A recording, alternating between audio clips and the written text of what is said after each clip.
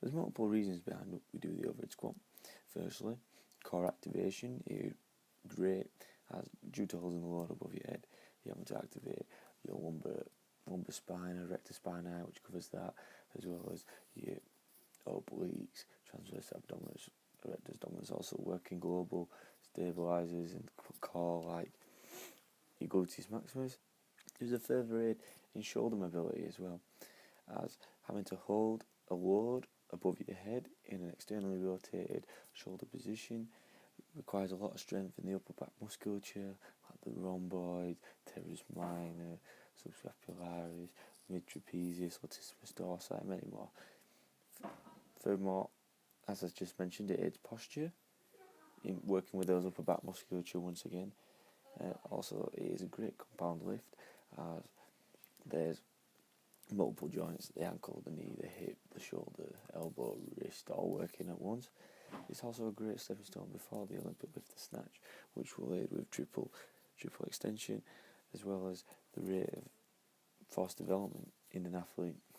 The main energy system used within the overhead squat would be the phosphogenic system, where ATP is broken down into ADP plus phosphate. Higher reps will make it more of an anaerobic conditioning exercise. However, it's not the main priority I would personally use it for. And sports which the overhead squat would benefit would be rugby in the scrum, trying to keep that strong neutral spine, soccer, maintaining strong posture when getting tackled, swimming, having that great strong shoulder but mobile shoulder when doing strokes like butterfly and freestyle. Also the strength within the legs would aid in turns and starts, and also obscure sports like Australian football, where the shoulder is in a weakened position, and having a strong shoulder in a weakened position would allow more spectacular play to take place.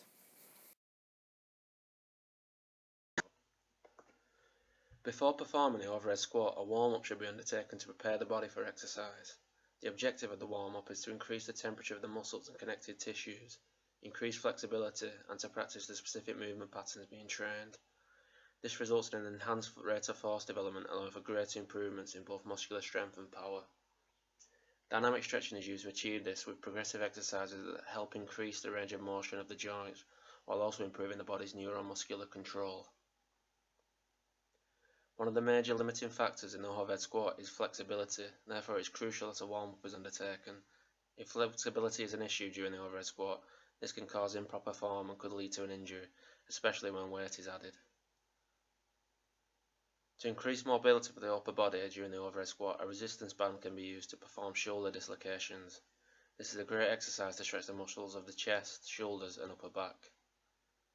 The aim is to move the band through full range of motion from front to back, with movement only from your shoulders, ensuring that the elbows are locked. There are many ways to start an overhead squat. If the goal is for heavy load, then the best way is to take the barbell from the rack, as it requires less energy and you can load the barbell pretty easy. Other ways also include the power snatch, the clean and jerk, and the squat snatch. Throughout the overhead squat, you should maintain lumbar curve, which also means keeping a nice ski slope back. Any posterior pelvic tilt can put serious pressure on the lumbar spine, especially with load overhead. So keep tension throughout the movement, activating the glutes, hamstrings when ascending out of the bottom position.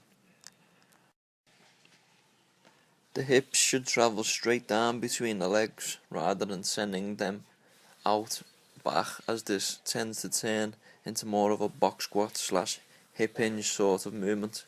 This prevents you from dropping straight down below parallel into the squat position. Elbows and armpits should be turned towards the ceiling, so in anatomical terms externally rotated.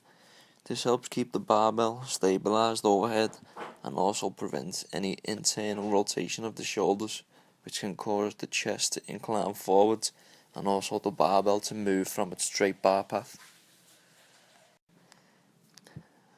Throughout the lift, The barbell stays over the frontal plane of the body with arms fully extended out overhead. This allows the bar to travel in a straight bar path as you descend into the bottom of the squat. Knees should be tracking over the toes.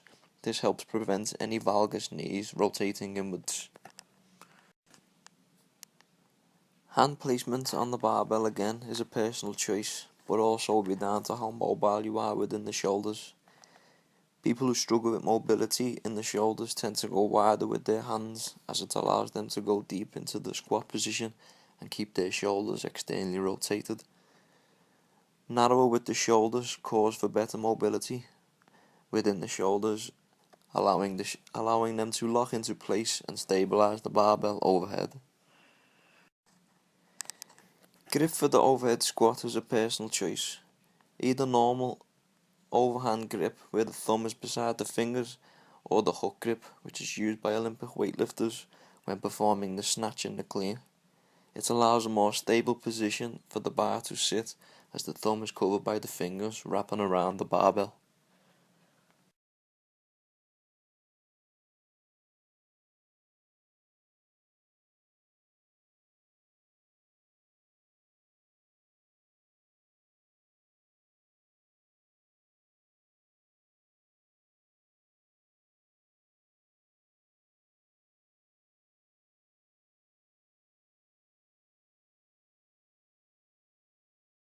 So now we're going to look at the progressions and regressions of the overhead squat. The regressions being somewhat of a prerequisite for the lift, making sure, focusing on the key breakdowns of the lift, sort of bar overhead, deep squat position, and we'll start with the regressions. So we just started with a regular back squat, making sure knees are pushing out and not valgus, chest nice and high, not too much forward lean. It's the same from the side. The reason we'll use regressions is if the athlete has a weak area that they might need to work on, say they struggle with getting down into the deeper position during the overhead squat, we may use that. We'll then progress them over into a front squat, slightly more demanding on the shoulders and hip mobility, staying a bit more upright with the torso. Has a bit more of a carryover to the overhead squat than the back squat. As you see, keeps a nice flat back and stands up tall. Again, the reason we might use these is if the athlete struggles in certain areas of the lift, and we can build them up and work them way up. Next one we go to is behind the back overhead press. This is just getting the athlete comfortable with having the bar overhead. Say if they have tight shoulders and they really struggle with this position, then we'll work them through quite a few reps. Then we'll go into the behind neck push press is a great exercise for rate of force development. It's a much more of a full body movement rather than the behind the neck press. Which also integrating the legs movement. Now we're going to look at a progression from the overhead squat, which would be a snatch. It's a triple extension movement, very good for developing force amongst athletes and has a high transfer over into sports. Due to the range of motion in of being a full body movement, slightly higher demand on the body due to the bar moving, needing more control than an overhead squat where the bar just stays in a static position.